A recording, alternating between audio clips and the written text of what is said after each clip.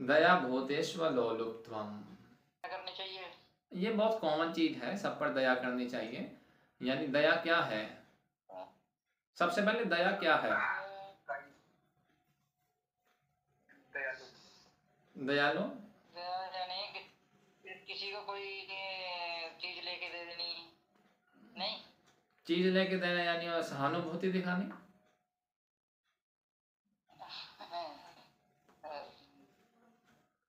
उपकार कर रहे हो उसके ऊपर, किसी को मारना नहीं, क्योंकि वो आपसे ज्यादा ताकतवर है, आपको दो मार देगा इसलिए।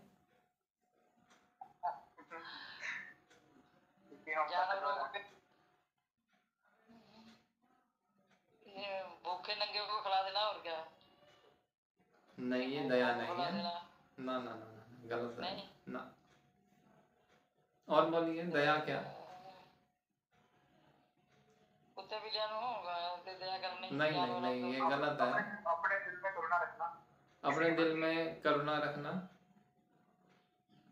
हाँ जी, सबके प्रति कह सकते हैं, सबके प्रति, चाहे वो इंसान। इसमें एक चीज याद रखना, जब कभी आपका मन करे कि भाई दया करनी है,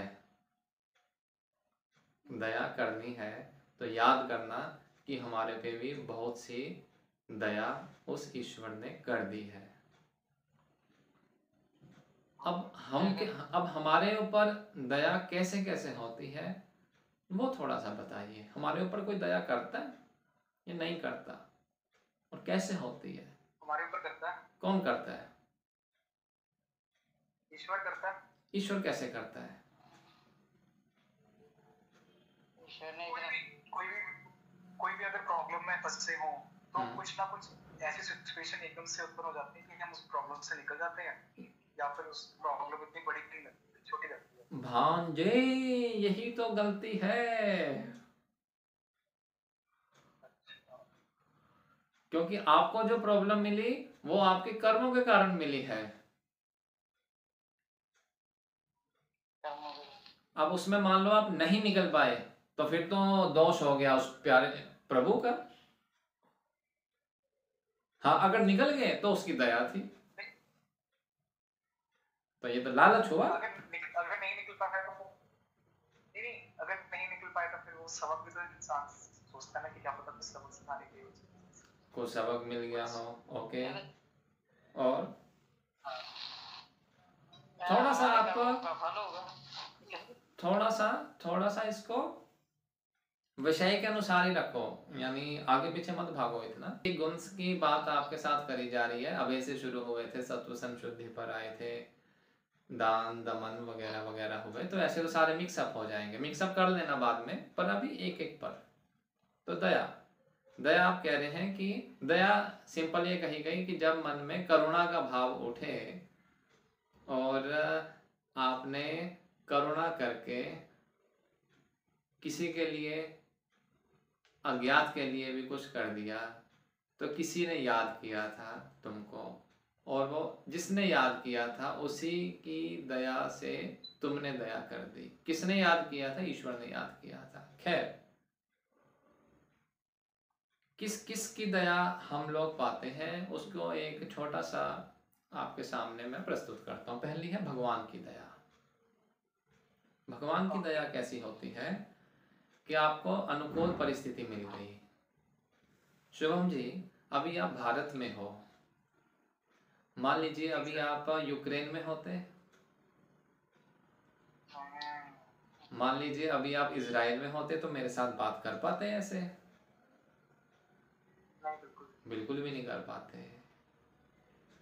तो ये जो अनुकूल परिस्थिति हुई, फेवरेबल कंडीशंस आई, ये भी तो भगवान की दया है ना, कि हमको ऐसी जगह पर रखा हुआ है जहां पर हम कुछ पा रहे हैं। एक बात याद रखना कि जो भी अनुकूल परिस्थिति आई, प्रार्थना करना ईश्वर के सामने कि हे प्रभु, ये आपका ही आशीर्वाद था कि मुझको ये परिस्थिति आपने दिखलाई, और यदि कोई प्रतिकूल परिस्थिति आ जाए तो दोबारा से प्रार्थना करना और कहना कि प्रभु, मेरे ही कुछ ऐसे पाप कर्म हुए होंगे जो मुझे ऐसी प्रतिकूल परिस्थिति देखने को मिल रही है। तो भगवान की दया। दूसरी होती है साधक की दया। साधक की दया मैंने साधु पुरुष की दया। एक पुराणों में ना कथा आती है ऋषि दधीची की। वृत्तासुर नामक एक राक्षस हुआ। वृत्तासुर ने तहस नहस कर दिया तीनों लोकों में। इंद्र का सिंहासन भी डगमगाया। इंद्र की परेशानी हुई। इंद्र को इंद्रलोक स्वर्ग छोड़ना पड़ा वृत्तासुर के भय के कारण। वृत्तासुर के भय के कारण इंद्र ने स्वर्गलोक छोड़ दिया और वृत्तासुर बन गया राजा इंद्रलोक का। देवराज इंद्र पहुंचते हैं ब्रह्मदेव के पास और कहते हैं कि कुछ उपाय करिए प्रभु, कुछ तो हल निकालिए। मेरा तो पूरे की पूरा सत्ता ही चली गई, मेरा तो सिंहासन ही चला गया। कहते हैं ब्रह्मदेव कि जाओ ऋषि दधीची के पास जाओ और प्रार्थना करो, याचना करो कि अपनी हड्डियां वो तुमको दया करके दे दें और उनकी हड्डियों का वज्र बनाओ और उस वज्र से फिर तुम मार सकते हो वृत्तासुर को। कथा कहती है कि दधीची के पास देवराज इंद्र पहुंचते हैं और पहुंच करके कहते हैं कि ऋषिवर प्रणाम, मैं आपसे याचना करने आया हूँ, मैं आपसे कुछ मांगने आया हूँ, कृपया क्रोधित मत होइएगा। ऋषि ने कहा क्यों क्रोधित होऊंगा, तू पूछ, तू मांग, क्या मांगना चाहता है। देवराज इंद्र ने कहा ऋषि दधीची मैं आपकी हड्डियां चाहता हूँ। कहते हैं, कथा कहती है कि ऋषि दधीची ने उसी समय योग अग्नि में अपने शरीर को भस्मीभूत कर दिया और हड्डियां देवराज को समर्पित कर दी और देवराज इंद्र ने उनकी हड्डियों से वज्र बनाया और वृत्तासुर को मारा। तो साधु की दया इस पुराण की कथा से दिखती है। अगली दया आती है मनुष्यों की दया। मनुष्यों की दया, जैसे आपने रक्तदान किया, किसी अननोन को रक्तदान कर दिया, ये उत्तम मनुष्य है। फिर बैनर लगा करके या किसी दोस्त के फोन करने पे रक्तदान किया, तो यह मध्यम कोटि के मनुष्यों की दया है।